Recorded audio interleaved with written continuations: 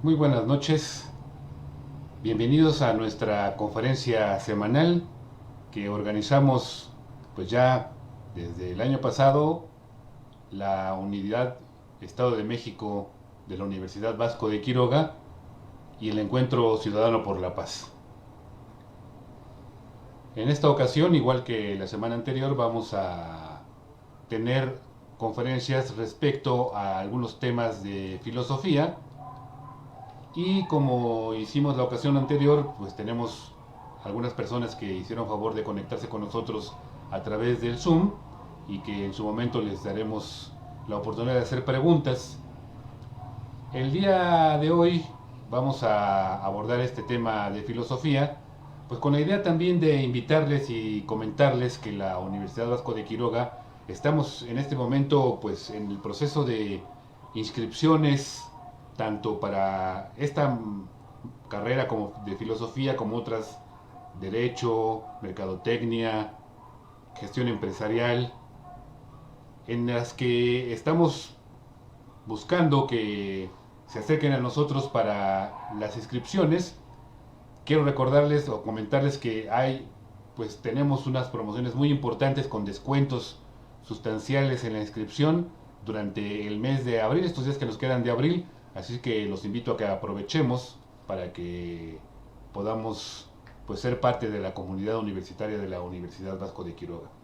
Y también decirles que a quienes están conectando aquí al Zoom, tanto la semana anterior como esta, les vamos a hacer llegar las grabaciones de las dos conferencias y también de la Semana Internacional de la Filosofía Cristiana que tuvimos en la UBAC, también se las haremos llegar. Y nos han pedido, y lo hemos ya hecho, vamos a hacerlo así, también les vamos a entregar un reconocimiento a aquellos que tomaron las dos conferencias. Entonces, pues por ahí les encargamos para que estén presentes y nos avisen quiénes son los que van a querer este reconocimiento. Y bueno, pues el día de hoy hablaremos de futuro e incertidumbre en un pensador clásico de la filosofía que es Aristóteles, y para eso tenemos pues a un invitado que ya ha estado con nosotros en varias ocasiones y que pues por eso lo seguimos invitando porque nos parece pues yo creo que una de las estrellas de nuestros expositores. Y Jorge, pues adelante, preséntanos a nuestro invitado. Hola, buenas noches, Rafa. Buenas noches a las personas que están conectadas por medio del Zoom y a todo el auditorio que nos sigue semana por semana por Facebook. Le damos la bienvenida a Francisco José Anaya Rodríguez, que como dice Rafa, es la persona que más veces ha aparecido en nuestros programas semanales y es precisamente porque nos ha resultado un muy buen expositor. Francisco es licenciado en Filosofía por la Universidad Popular Autónoma del Estado de Puebla, la OPAEP, y es maestro en Filosofía también por la Benemérita Universidad Autónoma de Puebla, la BUAP, de la que se tituló cum laude con su tesis Natalidad y Pluralidad como condiciones de la política y claves de lectura en la teoría del juicio de Hannah Arendt. A su vez ha realizado estancias de estudio en la Università de la Santa Croce en Roma, Italia, y en la University of Notre Dame en Indiana, Estados Unidos. Actualmente imparte las materias de Filosofía y Doctrina Social de la Iglesia y Filosofía Política en la Maestría de Pensamiento Social Cristiano que imparte la misma UBAC, y trabaja en Geolands SADCB, empresa poblana de vinculación de software y hardware. Pues buenas noches, Paco, estoy en micrófono y gracias por haber aceptado nuevamente la invitación. Gracias, Rafa. Buenas noches a todos. De nuevo, gracias por invitarme. Y bueno, espero que pues, pueda dar algunas cogitaciones, semillas de pensamiento para que podamos en la sesión de preguntas y comentarios pues interactuar y nutrirnos unos a otros. Voy a empezar entonces. Lo que nos va a interesar aquí, ¿sí?, es tratar uno de los grandes temas de la filosofía a lo largo de la historia, que es la cuestión del tiempo, particularmente la cuestión del futuro y la incertidumbre que provoca en el hombre. El tiempo, probablemente junto con la cuestión del ser, como saben, la pregunta más filosófica para algunos es ¿por qué el ser y no la nada? La pregunta del tiempo es, digamos, de las más escabrosas. Si uno le pregunta la hora, no hay dificultad, mira el reloj y la dice, ¿no? Si uno le pregunta ni qué es la hora, bueno, empezaría más de alguno a trasquibillar, pero si uno le pregunta qué es el tiempo, no es tan fácil dar una respuesta, digamos, pertinente a ella. Pero lo que aquí nos interesa no es tanto la pregunta por el ser del tiempo en su concepción física o cosmológica, digámoslo así, cuestión que Aristóteles trata, por ejemplo, en el libro cuarto de su Física, donde propone aquella definición famosa del tiempo como el número o la medida según lo anterior y lo después, o según un antes y un después, es decir, implica el concepto de movimiento. Aquí nos interesamos más por la pregunta de el cómo de la percepción del tiempo por el ser racional, particularmente el ser racional que somos cada uno de nosotros, los hombres. ¿Cómo tenemos los hombres conciencia de tiempo? De pasado, presente y futuro. ¿Cómo articulamos el tiempo? ¿Y qué papel juega en una multitud de fenómenos antropológicos y de la vida cotidiana? Esta conciencia del tiempo, este estar rescindido en presente, pasado y futuro. Y las repercusiones que tiene, como digo, particularmente el horizonte o la apertura de posibilidades futuras en nuestro actuar. Por allí va la intervención que voy a hacer hoy. Ahora bien, sé que más de uno de los presentes se ha interesado por esta charla debido a la parte del título que dice incertidumbre. Pues vivimos en tiempos verdaderamente de incertidumbre, donde hay acontecimientos que irrumpen constantemente en el ámbito político, tecnológico, biológico, y que mueven nuestras condiciones de vida de manera radical, ¿no? Y el hombre está abierto a esta incertidumbre de manera originaria. Y diré algo al respecto al final de mi intervención, o eso espero, si el tiempo lo permite. Espero que lo que vaya a exponer le resulte relevante. Pero bueno, vamos a dividir la charla en 3 momentos. El primero es una brevísima introducción sobre la percepción del tiempo. Para esto vamos a ayudar de Agustín de Hipona, aunque el título es de Aristóteles, también Agustín nos va a ayudar aquí. El segundo momento es propiamente una aproximación, en verdad, a vuelo de pájaro, a la cuestión del primado del futuro en la acción del ser racional, según Aristóteles, y sus repercusiones, particularmente en su teoría de la acción y en la cuestión de la incontinencia. Esta es la parte que más justicia hace el título de la charla de hoy.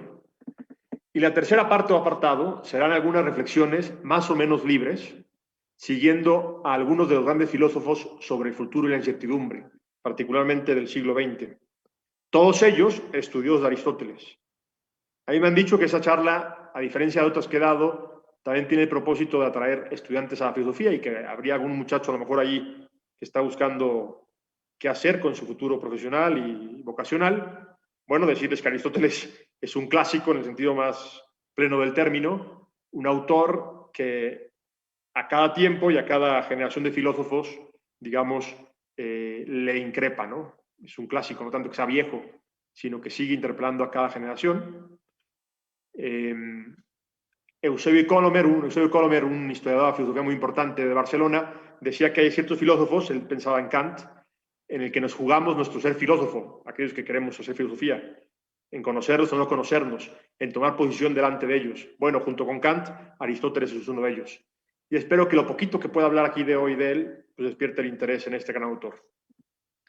Entonces paso a la primera parte de la charla, ¿sí?, que sería una aproximación express a la conciencia del tiempo, a lo que se ha dicho sobre todo en Agustín, que retoma en buena medida lo que el mundo clásico ya decía.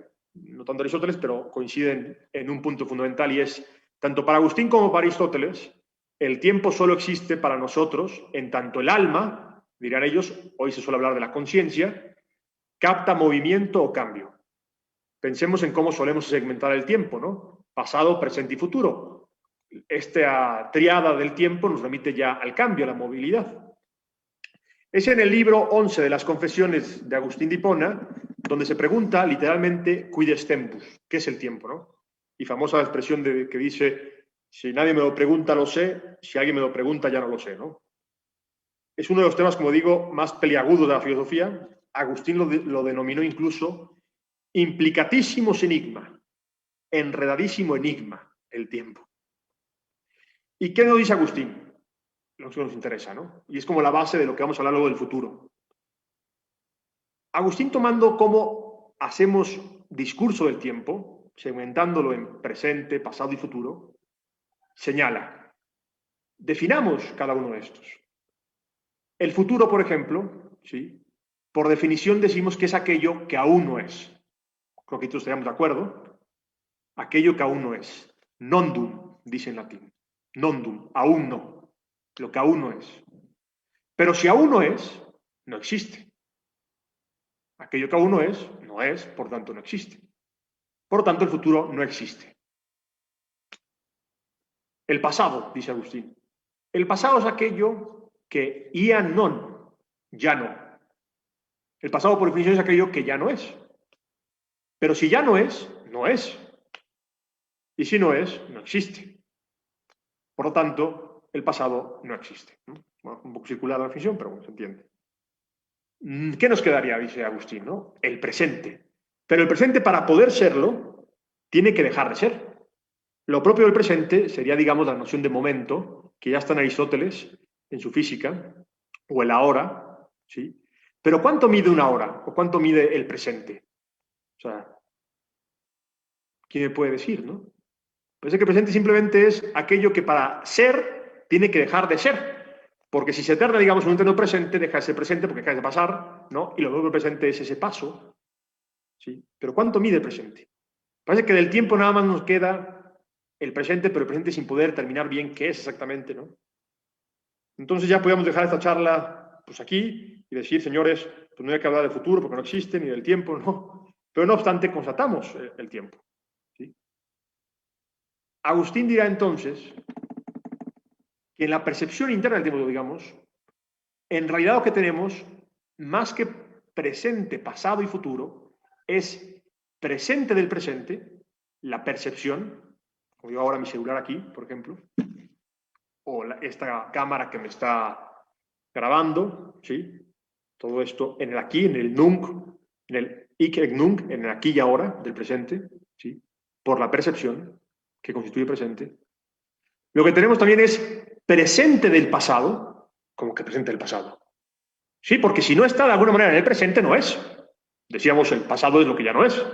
Si absolutamente ya no es, pues no hay pasado. Dice Agustín, el pasado está en cuanto recuerdo o memoria.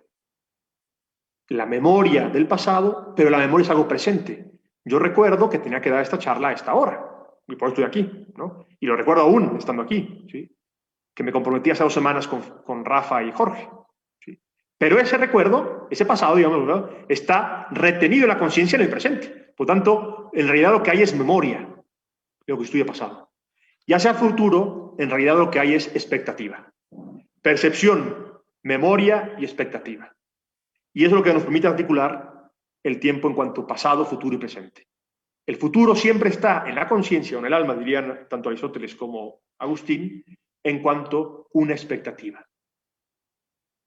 Ese ya no, que de alguna forma ya sí. ¿En cuanto qué? En cuanto que lo espero. En cuanto que estoy tendido hacia él. En cuanto que puedo articular un discurso sobre eso. En cuanto que puedo planear mi acción en el día, por ejemplo.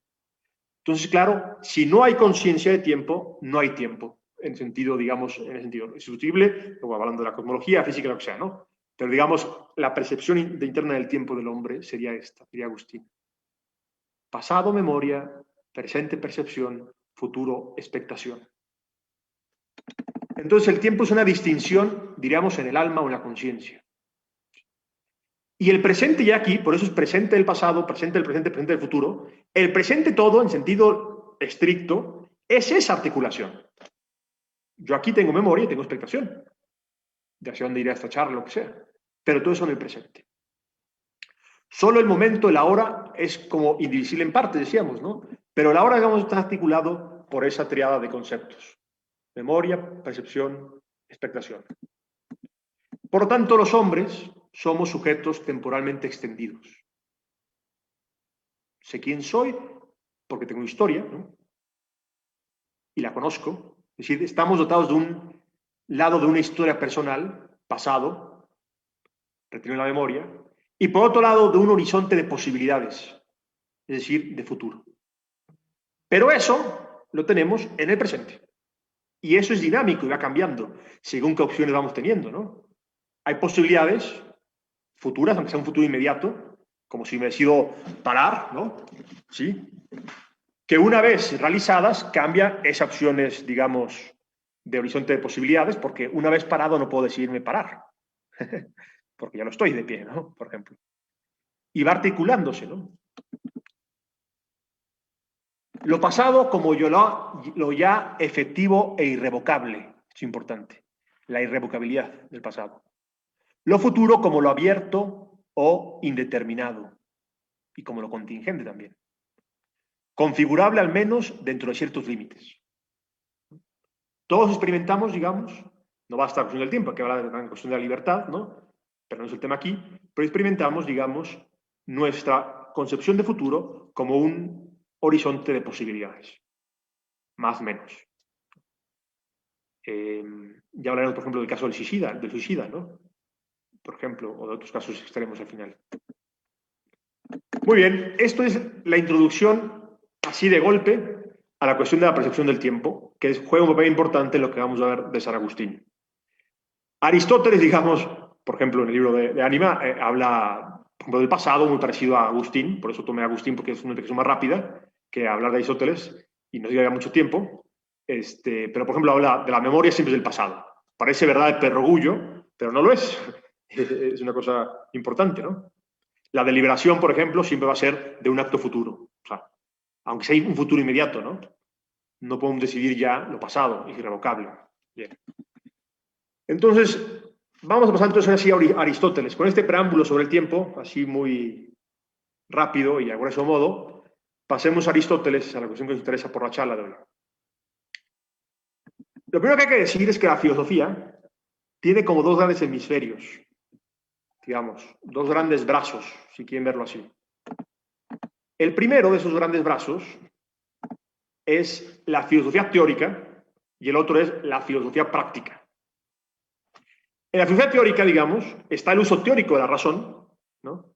Y fundamentalmente la lógica, por ejemplo, la nociología, la cosmología en sentido tradicional, ¿no? El uso teórico de la razón supera a la filosofía teórica. Por ejemplo, la geometría es un uso teórico de la razón también. Ahorita hablamos del tema, ¿no? Pero luego está el otro hemisferio de la filosofía, que es la filosofía práctica, que tiene que ver fundamentalmente con el producir. Aristóteles fue el primero en distinguirlo. La teoría de la producción, digamos, el conocimiento, digamos, teórico, del conocimiento que mira a la producción, del conocimiento que mira a la acción o al obrar. Entonces, la otra parte es la filosofía práctica, porque sigue a la razón práctica, que tiene como finalidad el producir, por ejemplo, objetos de uso. Piensa en un artesano. Su saber no es el saber de un geómetra. Es decir, el geómetra, por ejemplo, no se puede saber las definiciones de Euclides. Un punto es aquello que no tiene partes, una línea es una longitud sin anchura, una superficie es una longitud más anchura, ¿sí? Y esas verdades teóricas, teorein como contemplación de cómo son las cosas, ¿sí? Pues vale gorro si hace algo con ellas o no, de hecho no puede hacer nada, de hecho parece que en la realidad realmente existente no hay puntos, en el sentido del concepto de punto, ¿no? De aquello que no tiene partes, siempre hemos hablado con partes, ¿no? Superficie, lo que sea. Pero la teoría, digamos, ¿no? Es de alguna forma un uso de la razón subespecie eternitatis, bajo la especie de lo que siempre es verdadero, igual, sin importar el tiempo ni el lugar. El punto es es como se llama, ¿qué dije? El punto es aquello que no tiene partes en el siglo IV o en el siglo XXI, ¿no? Ahora, hay otras discusiones, digamos, pero es un ejemplo radical, ¿no?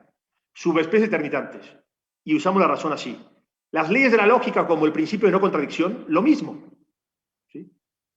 Pero hay otro uso de la razón, que es el de la filosofía práctica y de la razón práctica, ¿sí? Donde la asociación entre razón y tiempo es esencial. Ese es, digamos, el uso de la producción, por un lado, como decíamos, pero el que me importa más acá, del obrar, de la acción humana. La que me hace feliz o infeliz, bueno, malo, justo o injusto. Soy justo, injusto por un uso racional, digamos, de la razón también, que me diga el obrar adecuado aquí y ahora, por ejemplo. Eso ya no es subespecie eternitatis, teoría meramente. Eso es subespecie temporalis, o temporalis, ¿sí? Hay una asociación entonces entre la razón y el tiempo, o la temporalidad. El horizonte de la temporalidad, del futuro particularmente, dirá Aristóteles, que es el tema que me interesa acá, del futuro particularmente. Piensen, en la cuestión ya de la praxis, de la acción humana, tan importante es saber qué hacer como saber cuándo hacerlo o cuándo realizarlo. Los griegos ya hablaban, incluso antes de Aristóteles, del concepto griego de el kairos, el tiempo oportuno. Yo quiero ser un gran filósofo, ¿no? Y poder leer a los clásicos, pues a lo mejor a los 40 años ya no es tan factible, ¿no? Como a los 17, ¿no? Empezar a estudiar, o que sea, es un ejemplo tonto si quieren, ¿sí? Pero el horizonte de temporalidad es lo que hay que también atender, y sobre todo el futuro, dice Aristóteles, cuando se trata del uso práctico de la razón, del obrar. La temporalidad ahí es fundamental. En la razón teórica no, en la cuestión del uso de la razón teórica y digamos en la ciencia, digamos, más especulativa no, pero en el obrar, sí. Y ahora, uno puede, aquí lo interesante es que uno puede decidir no ser ciencia, en el sentido de ser científico como biológico, sí, pero no puede decidir, según Aristóteles, y yo estoy totalmente de acuerdo con él, me parece evidente, no obrar, no actuar. La praxis es el modo de ser del hombre. Yo puedo tener quien trabaje por mí, que yo no producir ni nada para comer, lo que sea, pero lo que no puedo decidir es dejar de obrar. Es tanto como dejar de vivir. El modo particular del hombre es la acción. Y es la acción en el tiempo. Con un horizonte de tiempo, digamos, que mira, esto muy heideggeriano, ¿no? A la muerte como su futuro más, digamos, seguro, ¿no? Su finitud. Entonces, cuando hablamos de la razón práctica en el obrar, también en la producción, pero ahorita me interesa más el obrar, la acción, digamos, que catalogamos como buena, ética o no, o la acción, digamos, de un estadista, un hombre de Estado, de un empresario en cuanto a director de empresas, qué decisiones toma, ¿no? La temporalidad se nos impone como uno de las, digamos, condiciones para poder articular un discurso al respecto. Entonces, una filosofía práctica tiende a orientar a los agentes racionales ¿qué debemos realizar nuestra obra, nuestra vida en el mundo, en el tiempo? Con ese horizonte de finitud. De hecho, si no hubiera finitud, perdería importancia la decisión de qué hacer o no. Si no tenemos conciencia de que nuestro futuro más, digamos, seguro es la muerte, ¿no? Podríamos aplazarlo todo, como dice Borges en el libro del Inmortal, en el cuento del Inmortal, seguramente alguno lo conoce, ¿no? Dejan de actuar, están tirados como reclentables más en la arena, porque con un horizonte futuro infinito, ¿no? Cualquier cosa es postergable, porque siempre se tiene un tiempo infinito todavía para realizarla. Se pierde, digamos, cualquier motivo, digamos, de premura o de cosas, ¿no? En cambio, nosotros no. Aristóteles dirá que la acción más pequeña que realizamos, como tomar agua o no, temática o no temáticamente, consciente o inconsciente, siempre está enmarcada en una totalidad o en una precomprensión de la totalidad de mi vida. Esto más evidente, digamos, en las decisiones trascendentes, como que estudiar, por ejemplo. A veces decimos, es que esto es el siguiente 40 años de mi vida. Hay un estimado, digamos, de que más o menos, quiero vivir todavía unos 40, ¿no? ¿Sí? Este futuro presente como expectativa opera en nuestras decisiones de prácticas. La razón práctica como tal, el horizonte de temporalidad, la razón práctica en tanto que opera su especie temporalis, está caracterizada por la apertura de temporalidad. En su estructura de razón práctica, la referencia a futuro juega un papel fundamental, ¿no? Como digo. ¿Por qué? Porque con la referencia a futuro, ya en las cuestiones prácticas, vemos la vida como una especie de un todo. Una totalidad de sentido. Eso es muy importante, recuerdo, una especie de totalidad de sentido. Me pienso, digamos, en la vida, ¿no? Con un fin que tiene, ¿no? Y me articulo, digamos, según lo que yo voy constituyendo, de ediciones pasadas también, ¿no? Yo me sé, más que filósofo, profesor de filosofía. Más humilde el tema, no soy filósofo, así como tal, creo, profesor de filosofía, ¿no? Y mis decisiones están articuladas también en cuanto a esa conciencia, digamos, totalidad de sentido de que soy filósofo de filosofía, como soy mexicano, hombre, etc. Entonces hay una apertura de futuro como condición de sentido para las acciones concretas, pero también hay, por esa condición de apertura a futuro, de lanzarme y tener esa concepción global e insertar mis decisiones ahí, o así debería ser al menos. Vamos a ver el caso del incontinente. ¿Sí? Hay una condición de posibilidad de riesgo o de incertidumbre, es decir, de fracaso. Porque lo que tenemos de futuro siempre es una expectativa o una proyección desde presente. Según las tendencias actualmente discernibles, por ejemplo. ¿No? Es importante, porque yo veo luego un derrotismo político en algunos, muchas veces, ¿no? Lo entiendo porque hay motivos para hacerlo, ¿no? Pero el mundo de la acción y de la histórica es el mundo del cambio, ¿no? De la posibilidad del cambio, de irrumpir tendencias. Y hay en la historia, pues es importante futuro, pero también visión histórica a largo plazo, casos, digamos, de cambios en las tendencias electorales o militares o políticas, ¿no? Porque lo propio del futuro es lo incierto, el lugar donde irrumpe el acontecimiento, como aquello que irrumpe no sabemos de dónde, no lo previmos. Esto es muy interesante porque vamos a hablar más adelante de la diferencia entre futuro y porvenir, según un filósofo francés llamado Derrida. Pero va por ahí el asunto. Ahorita vamos a hablar del tema. Entonces, porque tengo conciencia de futuro y conciencia de que voy a morir, ¿no? Puedo articular una idea total de mi vida, ¿no? De sentido. Pero también, porque tengo conciencia de futuro, vivo un poco la idea de riesgo e incertidumbre. Es inevitable. Parte que yo veo del problema del control de la pandemia hoy es que como si el Estado pudiese ofrecer seguridad y no riesgo, olvidando que el riesgo es connatural a la experiencia humana. Entonces, como si las medidas que tomamos de cuánto, y por eso vamos a tomar, puedan claudicar un orden de libertades, ¿no? Me parece a mí, por un afán de supuesto seguridad que no puede garantizar. Porque mientras hay futuro hay riesgo. Entonces, la condición de sentido. La razón práctica solo está en condiciones de hallar sentido a partir de una cierta apuesta a un proyecto de futuro, lo cual conlleva necesariamente también el riesgo del fracaso. Lo que Aristóteles articula ambas cosas. Apuesta de futuro y riesgo de fracaso, tenemos una precomprensión inmediata de nuestra vida como un todo. Los agentes racionales, nosotros, las personas, contamos siempre con una precomprensión de nuestra identidad personal en el tiempo, por nuestra historia y por nuestra posibilidad de futuro. La apertura de futuro nos dota de totalidad de sentido, pero también de experiencia de riesgo o incertidumbre. Esto ya lo dije. ¿Y qué buscamos? Como somos seres de praxis, buscamos nuestra realización práctica. Eudaimonía, diría Aristóteles. Felicidad, vida lograda, vida feliz. Lo que piensa Aristóteles es que lo importante es que todas tus acciones, digamos, sumen a esa consecución como fin último, que es la vida lograda, vida feliz, y que no resten a ella. Pero hay que tener una precomprensión de qué es la vida lograda o vida feliz. ¿No? Es muy curioso, eso también depende, mucho se juega en la cuestión de validez ejemplar. El hombre feliz o el hombre virtuoso, digamos, si es una precomprensión, una idea, pero también tiene mucho que ver con el ejemplo. Es alguien. El hombre virtuoso es medida para el que quiere ser virtuoso. Pensemos en gente que decimos, esa vida me gusta, ¿no? Se vuelve el criterio, digamos, también de juicio y esto. Estamos arrojados en casa como más allá de la situación en cada caso presente referido a nuestro propio horizonte futuro de posibilidades. Nos mantenemos siempre expuestos a un cierto proyecto de futuro. Aquí viene el tema del remordimiento y la incontinencia, ahorita vamos a ver Aristóteles. Solo porque hay, digamos, apertura a futuro, ¿no? Tenemos el fenómeno de la incontinencia.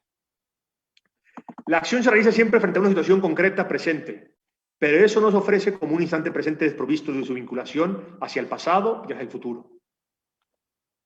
Por ejemplo, el que dio su promesa matrimonial a una mujer en un pasado remoto, de serle fiel, de no ponerle el cuerno, ¿no? ¿Cuánto? Sí. Eso, cuando está con la secretaria y no sé qué, eso opera y tiene que operar, ¿sí? Porque tiene conciencia de pasado y también de futuro, que cumplir su promesa es, digamos, si es incondicional y todo el futuro, ¿no? No lo cumplido hasta ahora, sino también el presente y lo que venga.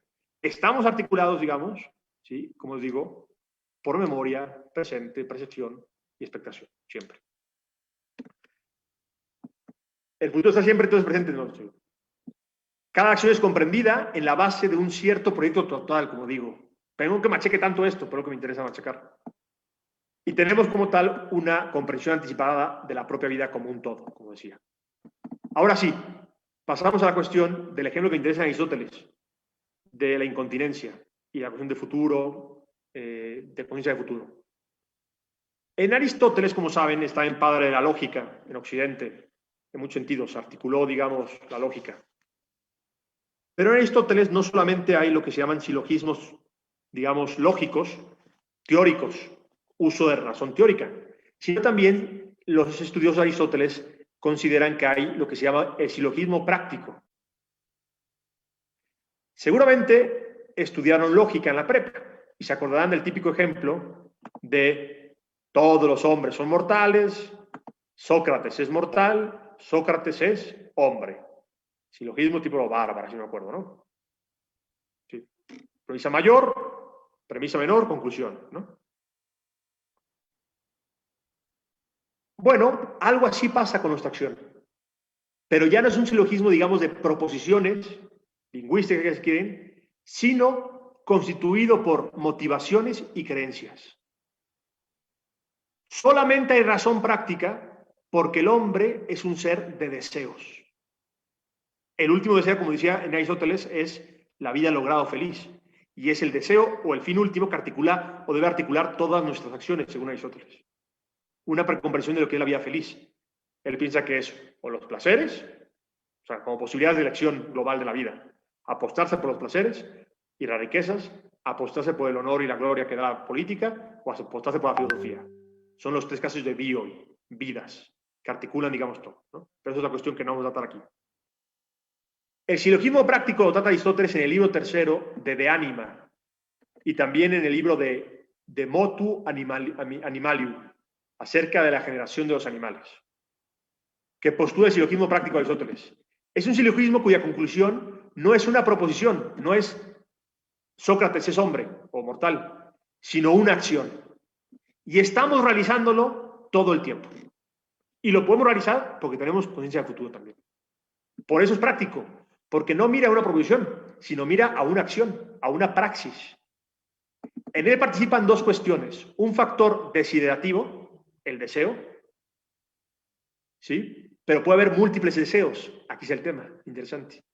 El deseo, uno o varios, y estos pueden ser, según Aristóteles, racionales, es decir, conforme a la razón, o irracionales, es decir, digamos, más en el orden de lo inmediato, de la apetencia más corporal, por ejemplo, nada más. Y un factor cognoscitivo. Entonces, lo que estoy diciendo es, premisa mayor, deseos. Premisa menor, creencias, que se basan en conocimientos. ¿Sí? Por eso es cognoscitivo el asunto. Decir dado por la percepción imaginación e intelecto, ¿no? Voy a poner un ejemplo para que se entienda mejor. El deseo es la premisa mayor o es el fin de la acción, la premisa del bien que persigo con mi obrar.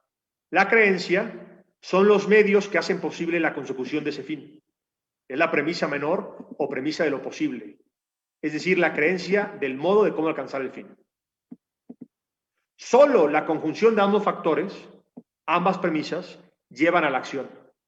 No basta uno solo de factores, no basta el deseo, si no viene también la creencia de cómo satisfacer ese deseo.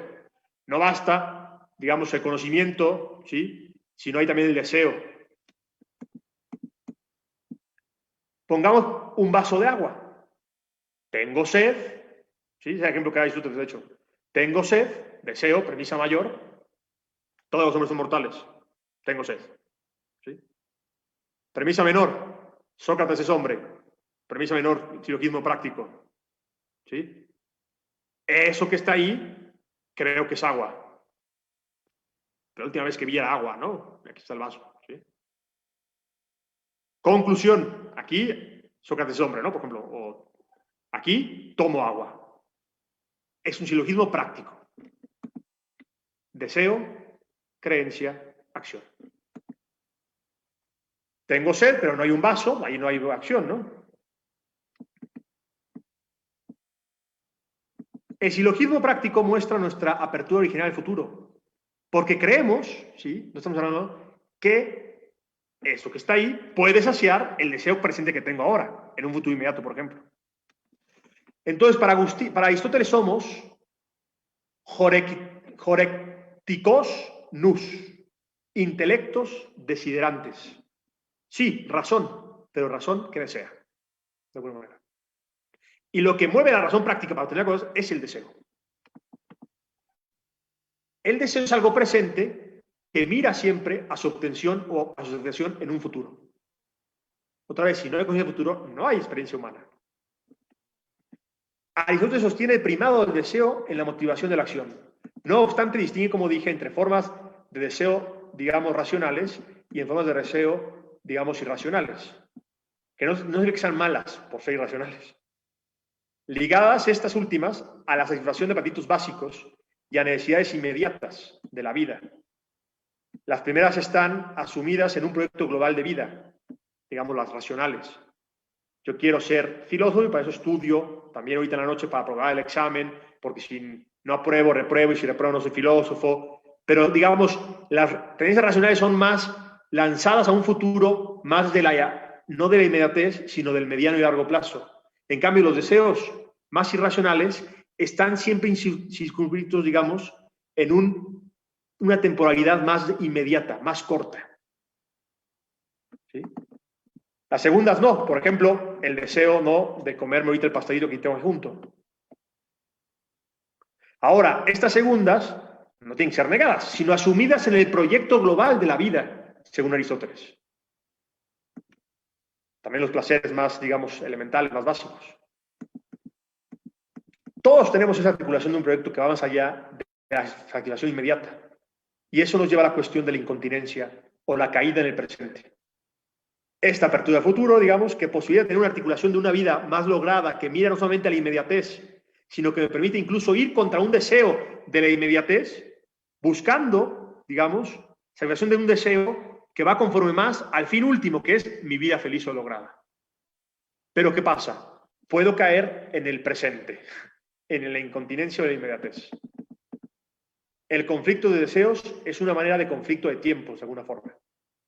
Y ahora hablo de la incontinencia. En el libro séptimo de la Ética Nicomaquea, Aristóteles habla de la cuestión de la incontinencia, que es un conflicto de deseos, conflicto de tiempos. ¿Cuándo estamos ante la incontinencia? Cuando frente a un estímulo sensible producido frente a una situación concreta, por ejemplo, el aquejado de diabetes frente a un pastel de chocolate, y bajo el deseo de satisfacer de modo inmediato la caída en el presente absoluto, ¿no? Yo quiero ya, es un deseo. El apetito sensible no racional, como es este deleite, el deseo de saborear el pastel de chocolate, porque el deseo racional que debería de primar y que según Aristóteles debería ser el que siga, es el de conservar mi salud y la vida, no ponerla en riesgo. Pero colisionan los deseos en las propias convicciones. El diabético, cuando uno no quiere matarse o irse al hospital, ¿no? Su convicción es cuidar su salud y de esta vida, probablemente, ¿no? Acerca de lo que sería mejor para este caso en concreto. No obstante, se come el pastel convencido, ¿sí? No de que sea lo mejor para él, pero sí lo más degustable, digamos, o sabroso. Hay una cuestión de deseo. El deseo de inmediatez, de lo sensible, con el deseo un poco más irascible, digamos, de más hacia el futuro, digamos, de lo que conviene. Es cuando decimos que nos falta voluntad, ¿no? El incontinente es el que sabe qué tiene que hacer, no debe hacer lo otro que no conviene que lo haga, pero no obstante hace lo que no le conviene. Siguiendo a Aristóteles decimos que el diabético obró por incontinencia, en contra de sus propias convicciones sobre lo razonable en ese caso particular, sobre lo que sería mejor para él mismo, aquí y ahora. ¿A qué nos identifica? Verá que nos identificamos con el incontinente en muchos casos de nuestra vida diaria, seguramente, ¿no? No solamente en el pastelito. Otra característica del incontinente, a diferencia, por ejemplo, del brutal, que es otra de las tipologías de Aristóteles en la ética, es que una vez superada la situación de tensión, me como no el pastelito, por ejemplo, perdón el ejemplo tan cotidiano, pero creo que ilustra, ¿sí? Y habiendo salido ya de ella, pero en contra de lo que la razón en su silogismo práctico, digamos, le decía que debería hacer, sin la falla, digamos, ahí, experimenta arrepentimiento. Lo propio del incontinente, por si identifican ustedes, yo sí me identifico muchas veces con el incontinente aristotélico, es también la experimentación del arrepentimiento una vez realizada digamos, sucumbir a la inmediatez del presente, del deseo. Si la gente de praxis fuera capaz de experimentar solo apetitos y deseos no racionales, es decir, solamente deseos, digamos, inmediatos, donde no hay necesidad de referencia a futuro, como con los deseos racionales, me quiero casar, tengo que trabajar, etcétera, etcétera, sino puros deseos, digamos, inmediates. No, yo quiero, ¿cómo se llama? Tener relaciones cuando esta mujer sea mi esposa y no antes, ¿no? Pero deseo tenerlas ahora, ¿no? ¿Sí? Si estuviéramos nada más arrojados a la inmediatez de los deseos, ¿no? Sin fines de largo plazo, ¿sí? No estuvieran vedados, no habría conflicto, no habría ni siquiera necesidad de hablar de la incontinencia. Porque aquello que se muestra hoy como placentero, el chocolatito, se mostraría como incondicionadamente placentero, sin ningún riesgo, por ejemplo, futuro, de que me enferme, por ejemplo. Solo con la referencia al horizonte futuro, a fines o bienes de largo plazo, permite relativizar la ponderación de los bienes a los que apuntan los deseos inmediatos. Por ejemplo, en mi concepción de vida está que las relaciones están, por ejemplo, en el matrimonio, ¿no? ¿Sí? Solamente es una concepción, digamos, de sentido de vida, ¿no? Que hace que aquí, digamos, el deseo, por ejemplo, de tenerlas ya aquí, fuera del matrimonio, lo que sea, ¿no? Tenga sentido no hacerlo. Se apunta, en cambio, sucumbir, digamos, en continencia sería, a pesar de que pienso eso, ¿no? Está muy rico esto, el chocolatito, lo que sea, ¿no? Y a pesar de que puedo estar convencido de una cosa, el chocolate no lo que sea, caigo, digamos. A mí me interesa que esa caída es una caída también en el presente, ¿sí? En un sentido, digamos, absoluto, radicando a la perspectiva futura. Como cuando sé que tengo mañana partido de fútbol y aún así me voy a tomar mi cerveza, mi desvelo y lo que sea, ¿no? Y mañana perdemos el partido porque no estoy al 100, por ejemplo, lo que sea. Como una cierta totalidad. Entonces, la totalidad de temporalidad es lo importante, la preconcepción de totalidad de vida, el sentido de vida. ¿Por qué lo permite una capacidad de renuncia a bienes inmediatos? Como por ejemplo el placer sensible, por algo no inmediato, pero que hace más sentido a un proyecto de vida, digamos así.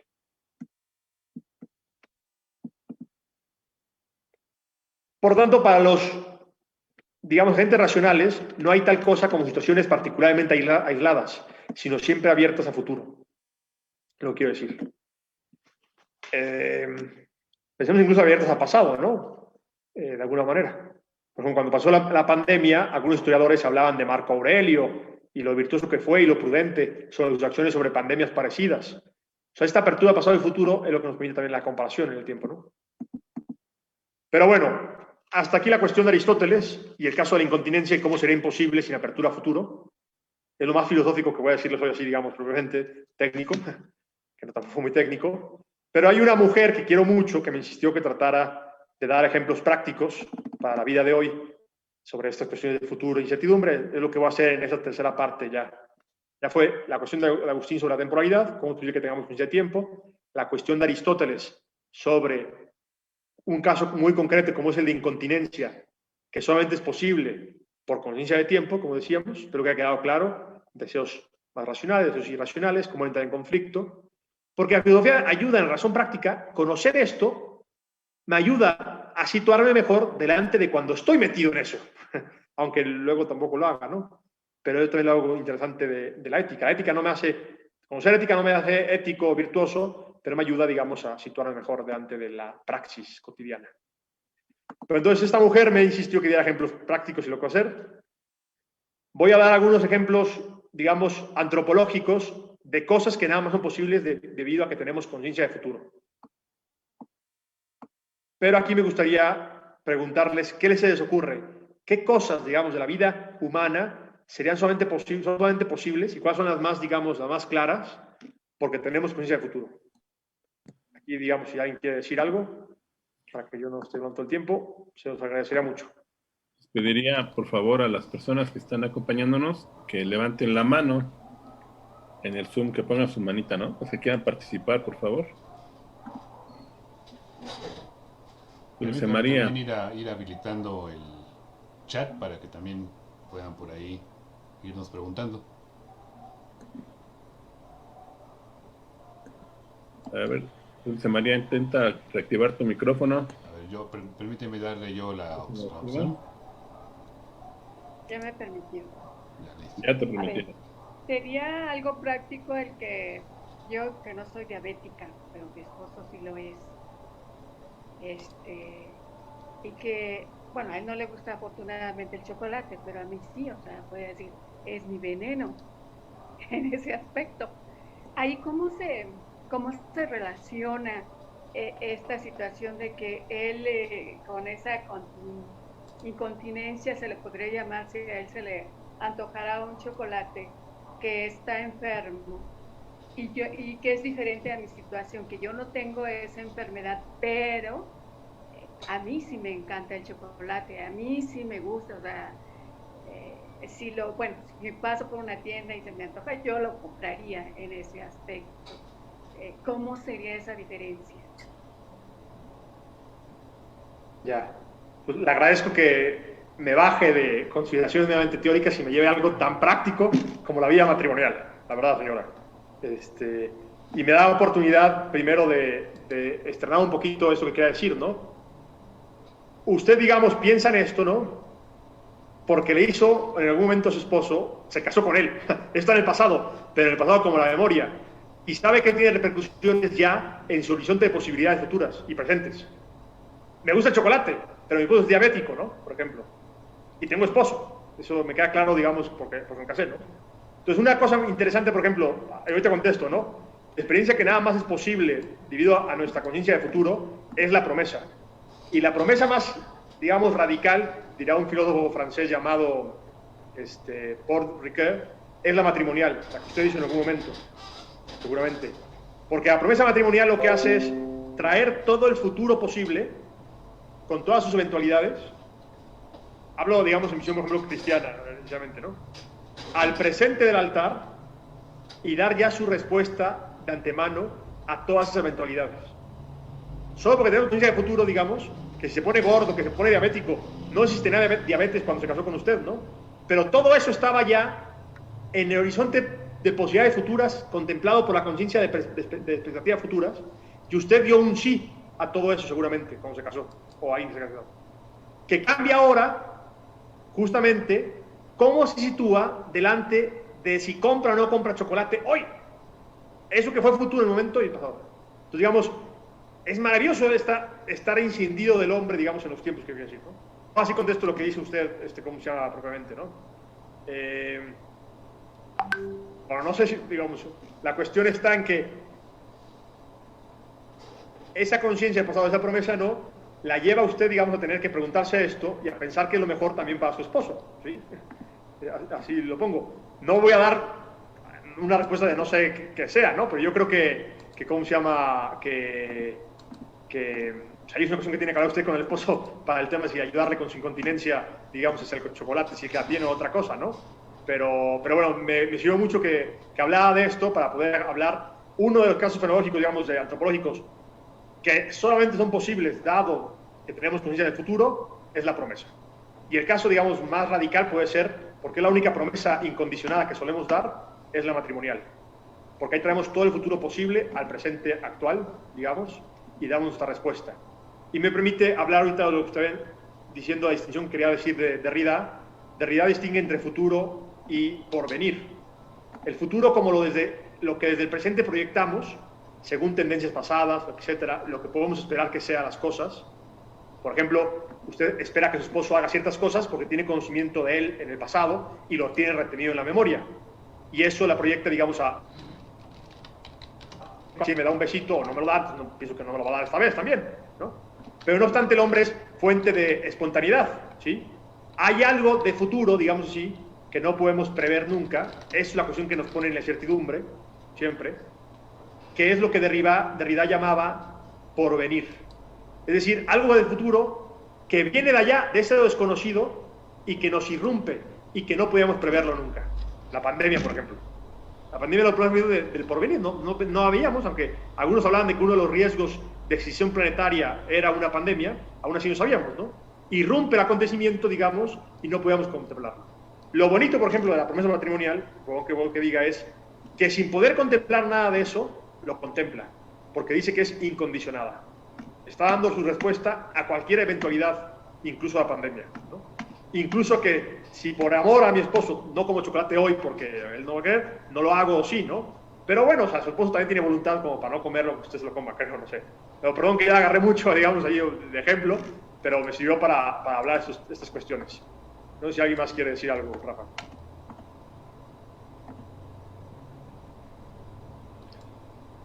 Oye, Francisco, me hizo recordar a un padrecito, amigo mío muy santo, que decía una frase, ¿no? Cuando alguien no era continente, decía, por ejemplo, un chocolate cuando no debía, ¿no? Te perdono el mal que me haces por lo bien que me sabes, ¿no? Está muy bueno. Está muy bueno.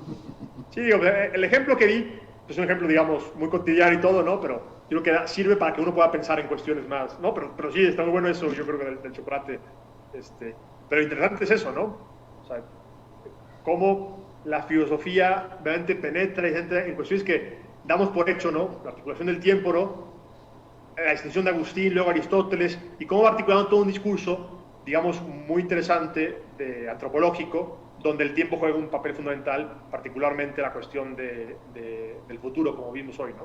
Eso es lo que me interesaba, más que una lección así muy técnica del asunto, ¿no? Sino introducirlos, invitarlos al gusto por la filosofía con un tema como este, ¿no? No sé si por tiempo pueda decir algo más, pero... Sí, cómo no. No sé si además en el auditorio si alguien quiere preguntar algo.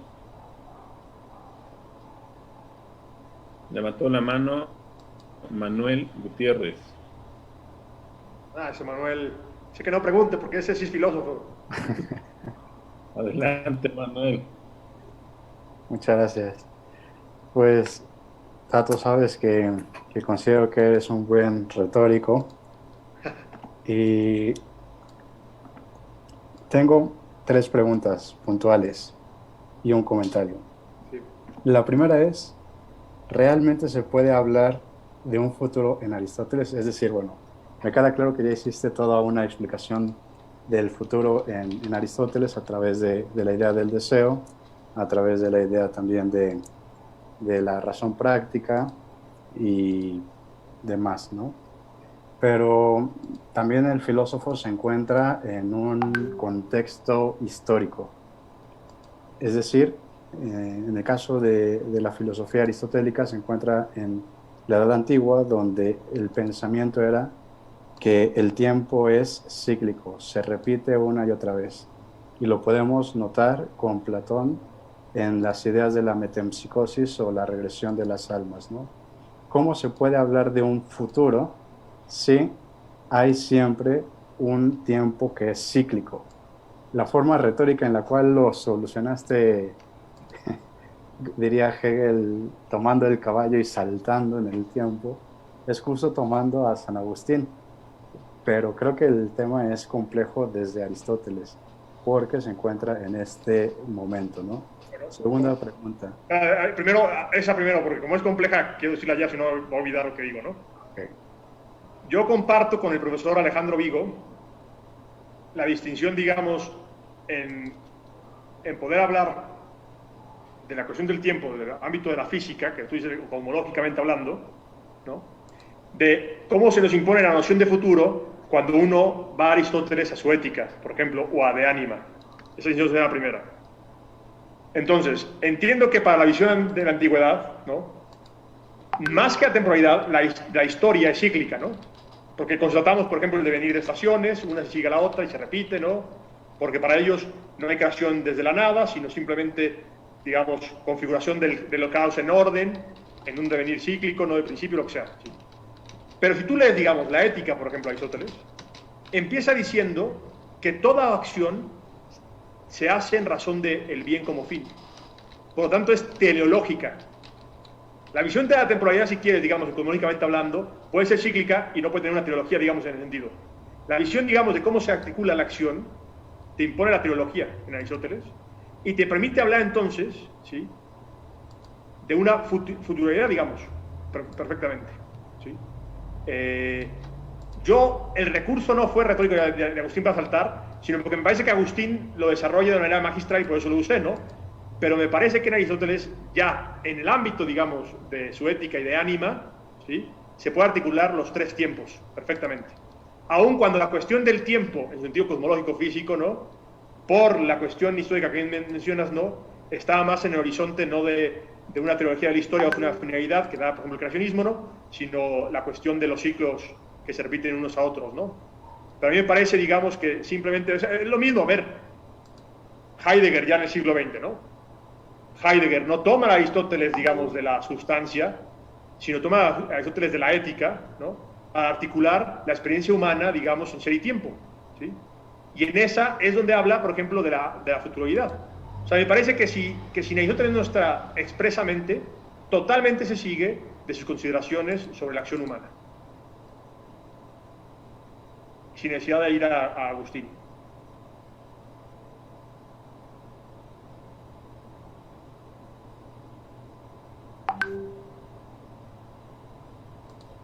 Creo que querías hacer otro comentario, o enseguida te doy el micrófono. Listo. Muchas gracias. Entonces, aquí viene justo la segunda pregunta. Si está todo enmarcado desde la acción, ¿qué pasa, por ejemplo, con una persona que normalmente se le conoce con un estado vegetativo? Sinceramente, ahí no hay conciencia, o hay un estado mínimo de conciencia, pero no hay obrar humano ni hay acción. No hay poiesis ni praxis. Yo no pretendo articular, digamos, diciendo que si no actúa efectivamente, cambia algo en el sentido del estatuto ontológico de la persona. Pero creo que con Aristóteles y luego con Tomás entenderás tú que la distinción entre carencia y privación servirá para explicarlo. Aun cuando esa persona no pueda efectivamente realizar acciones o lo que sea entendido, en cuanto persona está orientada a ellas. Por eso hablamos de que tiene una privación, no una carencia. La roca no está llamada a ver, ella carece de la visión. En cambio, un ciego, aun cuando carece de visión, decimos que es ciego porque está ontológicamente dirigido a ver, y por eso decimos que está privado de la vista. Lo mismo el hombre vegetativo, ¿sí? Aun cuando no pueda efectivamente realizar una acción o lo que sea, no significa que ser hombre no está orientado esencialmente a la praxis.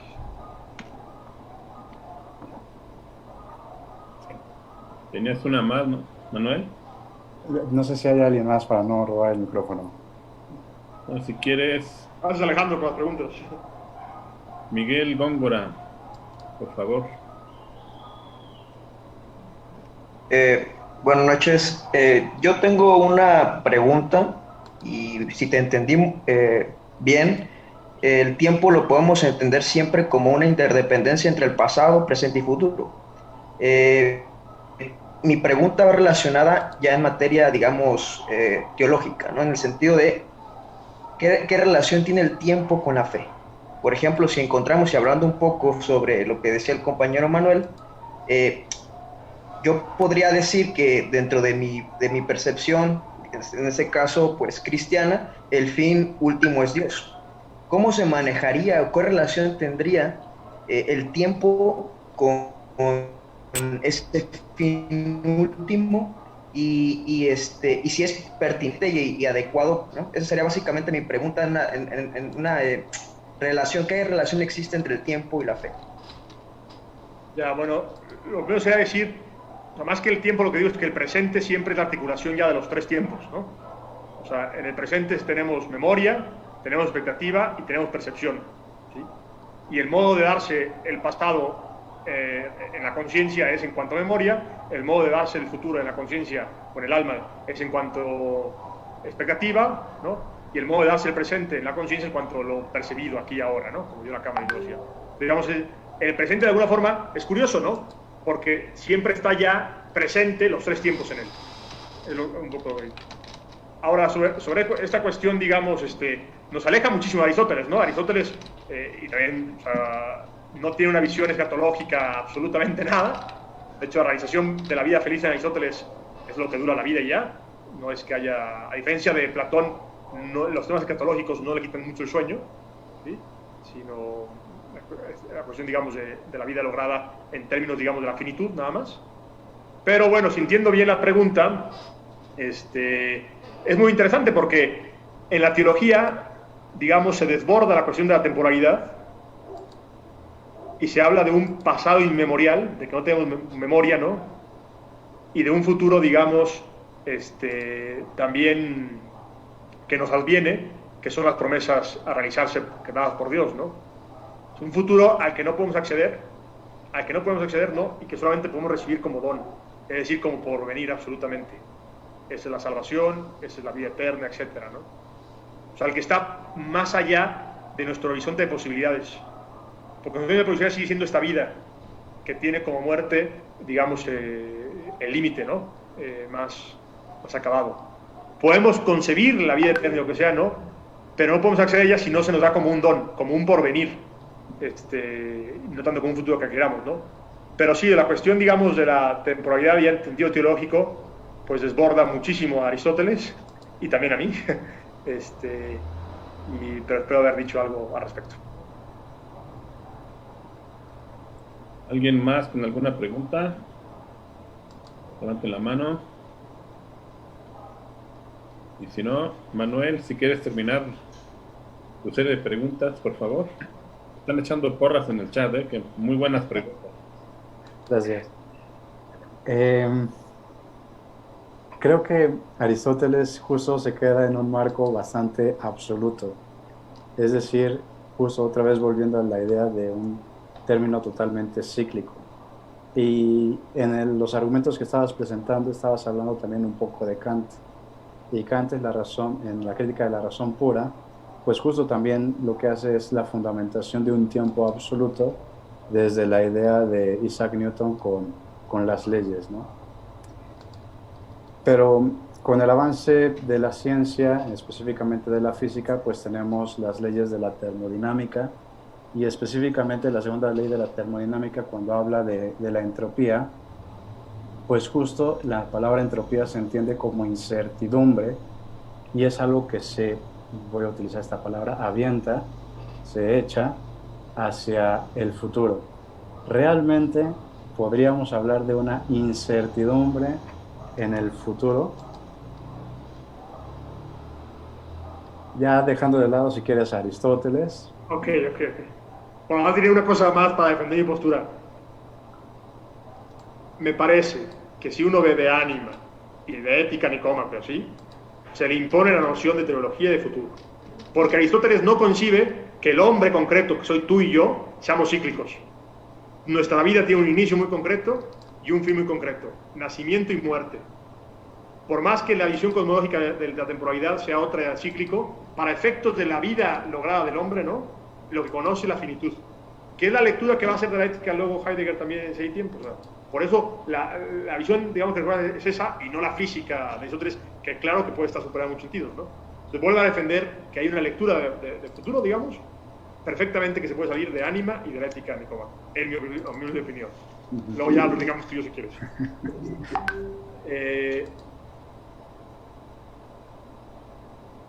Y ahora, ya sobre la cuestión, digamos, de la incertidumbre, creo que incertidumbre, otra vez te digo, o sea, si hablamos de términos nada más físicos y cosmológicos, no veo cómo puede haber incertidumbre.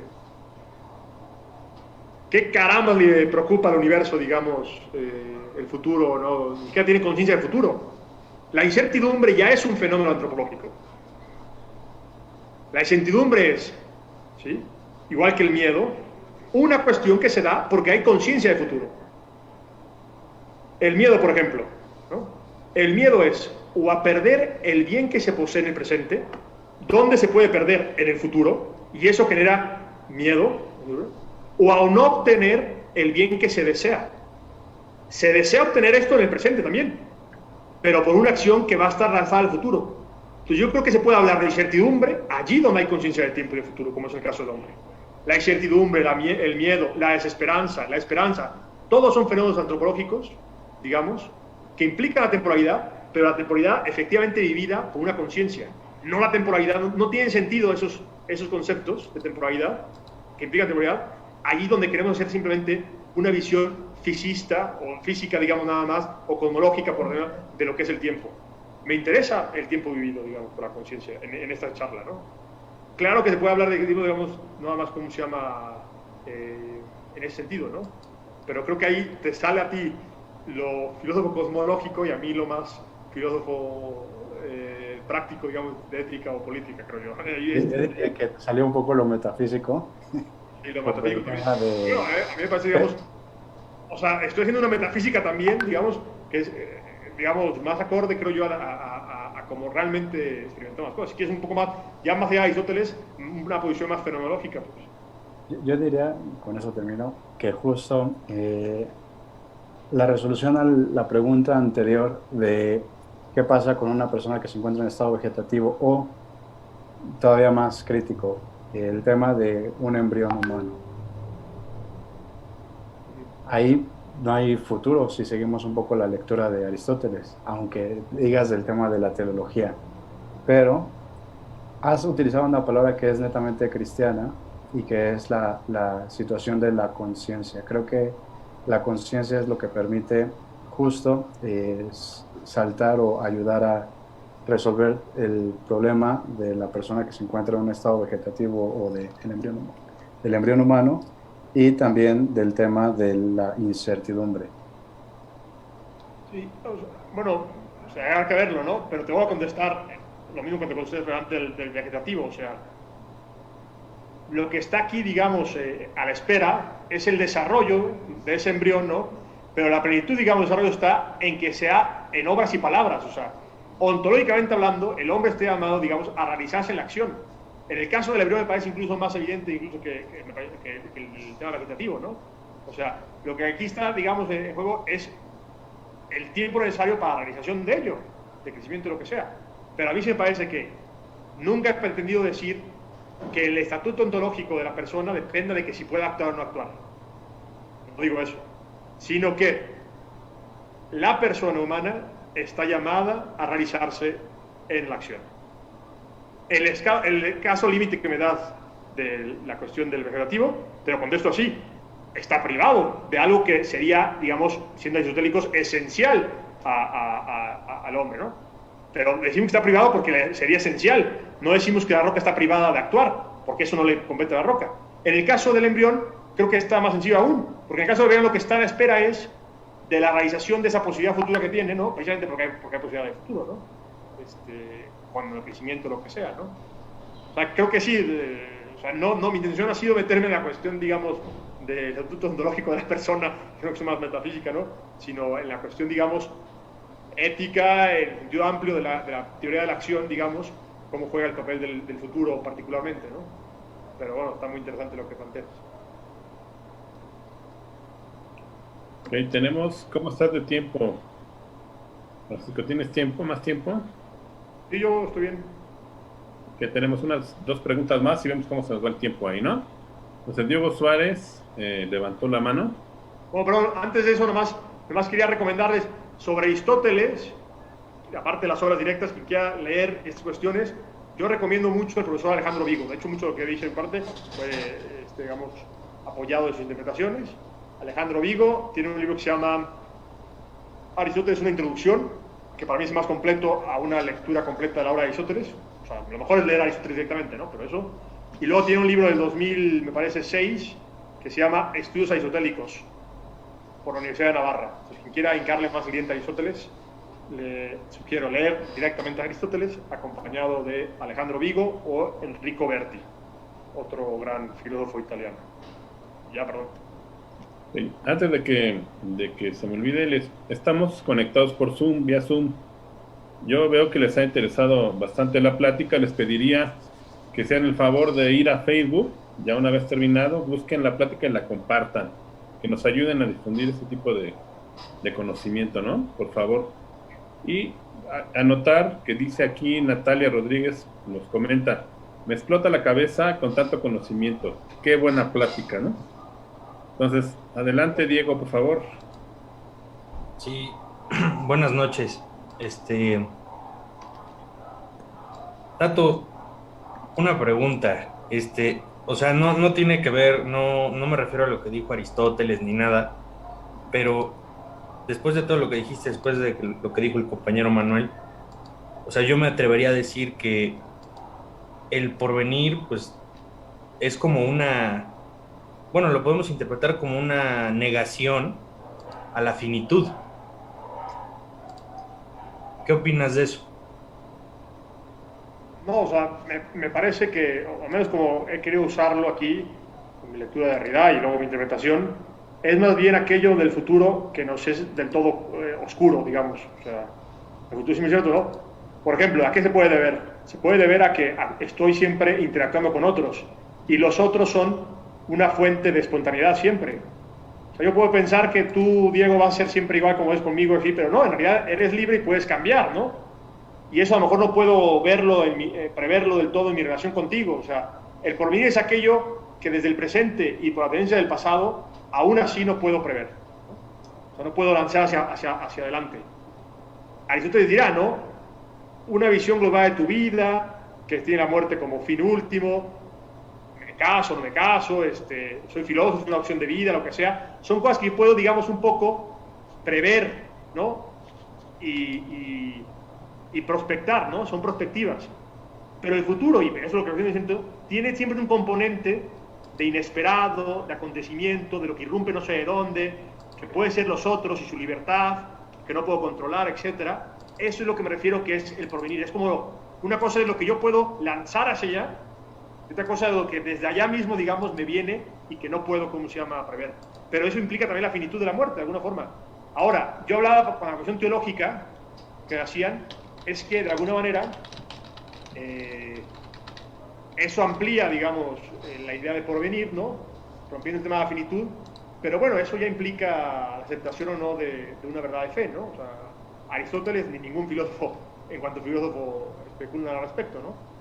Pero creo, digamos, sí, de alguna manera, que en la visión teológica la idea de porvenir tiene un gran papel porque es lo que no podíamos concluir con la sola razón, ¿no? Sino lo que nos ha advenido, lo que advino de algún momento, o sea, más acontecimiento que la pandemia ha sido la encarnación de Jesucristo para un cristiano, ¿sí? Y eso no puedes preverlo nadie, o sea, de Dios, pues, ¿sí? Eso fue porvenir absoluto, que rompió de la pura libertad de Dios que ni siquiera hemos visto, ¿no? Etcétera, etcétera.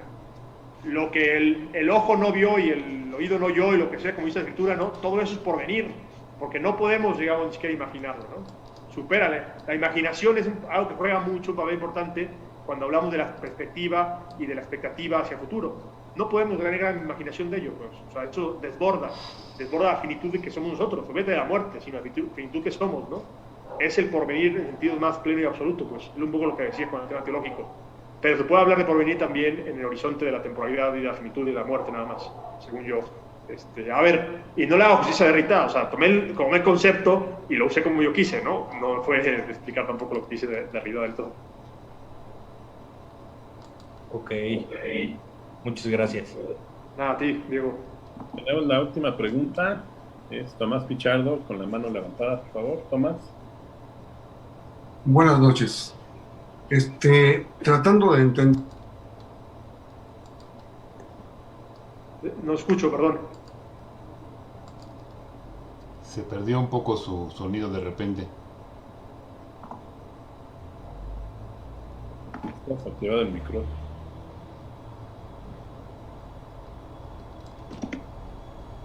Sí, bueno, perdón. Tratando de darle una aplicación práctica a esto en temas que también, nos interesan. Yo pregunto, a ver, ¿cómo podría explicarse en este horizonte que se acaba de explicar el tema, por ejemplo, de la perspectiva empresarial, de la perspectiva eclesial? Actualmente la Iglesia utiliza mucho el tema de la pastoral prospectiva, ¿verdad? ¿Qué iglesia queremos? ¿Con qué cristianos? Todo eso. Y también la perspectiva política. ¿Cómo podríamos aplicar esto que se acaba de ver hoy a esos tres campos? El empresarial, el pastoral y el ¿cómo se llama? y el político en el marco de la prospectiva? Pues, o sea, no pretendo tener un profeta en ancas, ¿no? Como me diga así mucho, pero lo que puedo decir es, siguiendo el mismo Aristóteles, ya en su retórica y en su política, va a hablar de la deliberación. La deliberación siempre es sobre acciones futuras. La diferencia, por ejemplo, entre un debate y la deliberación está en que el debate son proposiciones. Por ejemplo, ¿la Tierra es redonda o no? Pero eso es teórico de alguna manera. No hacemos nada con eso, ¿sí? En su momento, digamos, cuando se discutió. En cambio, la deliberación siempre es práctica, como el silogismo práctico que les propuse, ¿no? Lo que se delibera son propuestas de acción. Entonces, tanto el directivo de empresa, como el obispo, como el estadista, son eminentemente agentes deliberativos, o tienen que serlos, porque tienen que tomar decisiones, ¿no? Y si quisiéramos que haga conclusiones de lo que he dicho yo, es el hombre individual, por ejemplo, yo y usted, en cuanto a Francisco y así su vida, el horizonte, digamos, de temporalidad que delibera es más o menos la expectativa de cuánto va a vivir y su vida y cuando sea un anciano y lo que sea. En el ámbito, por ejemplo, todavía no de la polis, pero del hogar, la madre de familia, ¿sí?, amplía ese ámbito temporal a un poco y más intergeneracional. Sus decisiones también consideran a sus hijos y a sus nietos, por ejemplo, ya no solo su vida. La deliberación del oikos, de la casa, es un poco más amplia.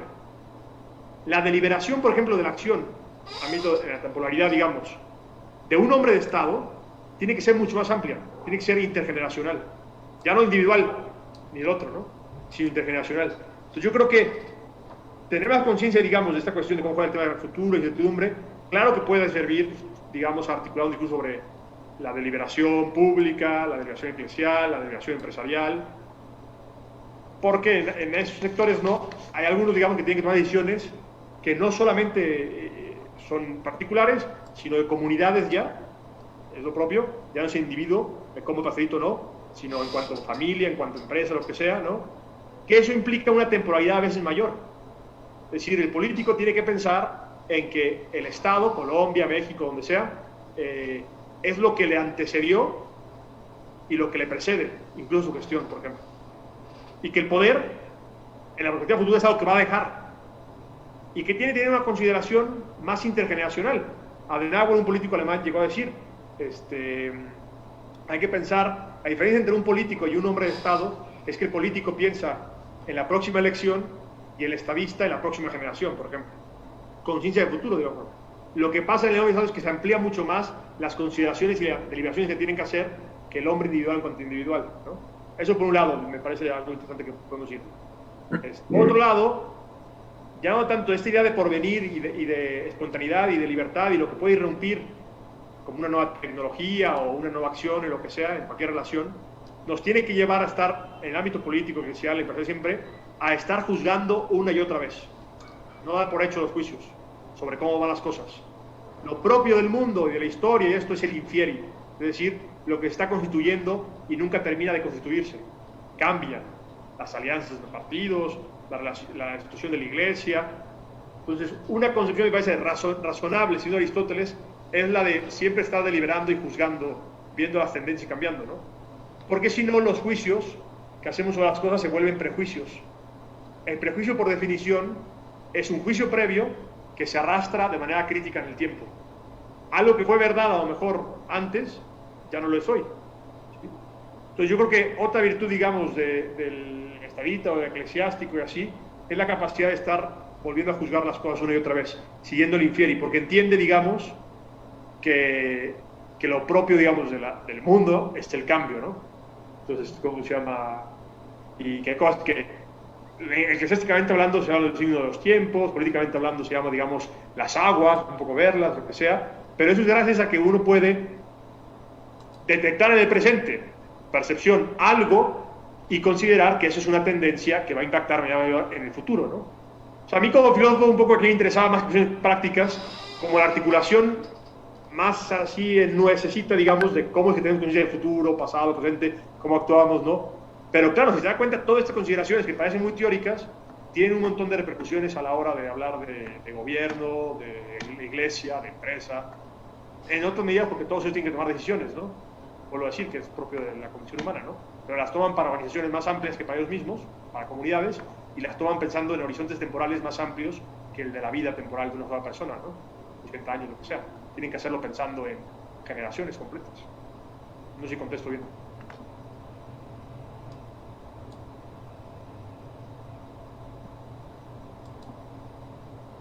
Pues esa fue la última pregunta. Te agradecemos, Paco, el haber estado con nosotros una vez más y esperemos, obviamente, que no sea la última, que sigas participando con nosotros y con los planes que tenemos para estas cuestiones de los jueves. Rafa, ¿tienes algo, un mensaje, no, por ahí? Sí, solamente reiterarles la invitación para que pues quienes estén interesados en la filosofía o en alguna otra área, pues nos busquen para aprovechar los descuentos que tenemos aquí en la Universidad Vasco de Quiroga para inscribirse en estos días, y a los que se registraron para estas conferencias les vamos a hacer llegar su reconocimiento y su paquete de grabaciones, tanto de estas últimas dos como la de filosofía cristiana, el que organizó la UBAC en semanas anteriores. Y pues únicamente despedirnos y anunciar las siguientes conferencias, Jorge. Sí, claro, como no, miren, la siguiente semana, Dios mediante, tendremos la segunda sesión del pensamiento social de Benedicto XVI, impartida por el padre Arturo Ríos, Cruzado de Cristo Rey. Los que vieron la primera, digo, la verdad es que estuvo buenísima. Los invitamos a que continúen, va a ser igual de buena. Luego, ya en el mes entrante, primero Dios, vamos a tener va a estar dedicado básicamente al emprendedurismo, y vamos a tener como primer participante al maestro Ricardo de Alba, que ya es un doctorante en negocios. Pues creo que nos va a dar, dice que se postula como para darnos principios básicos, pero él es un experto, ¿no? Luego vamos a tener a Roberto Ángeles Castro, que él es un maestro y un doctor de vida, vamos. Vamos a ver su ejemplo increíble de superación y de no sé cómo llamarle, de agallas, ¿no? Para salir adelante después de ciertas adversidades. Continuaremos con otro tema más de emprendedurismo, y finalmente el último jueves de mes tendremos otra vez al padre Arturo Ríos con la tercera parte del pensamiento social de Benedicto XVI. Eso es lo que se nos viene, y le reitero a los que han estado en Zoom, los invito a que nos compartan en Facebook, que lo compartan con sus contactos para que nos conozca más gente. Agradecerle a Francisco otra vez, gracias Rafa, al auditorio que está aquí en Zoom, está ahí mi hermana y mi mamá, pues les mando un saludo, les agradezco. Estuvo el padre Pedro Miguel otra vez, que también es un fan, ¿no?, de la página, y Sara Funes también. Los saludos a todos ellos por acá, ¿no? Gracias, buenas noches, Rafa. Buenas noches a todos, muchas gracias Francisco, muchas gracias por tu aportación a nombre de la UBAC Estado de México y del Encuentro Ciudadano por la Paz. Buenas noches, nos vemos dentro de 8 días, muchas gracias. Gracias, Paco. Descanse, gracias.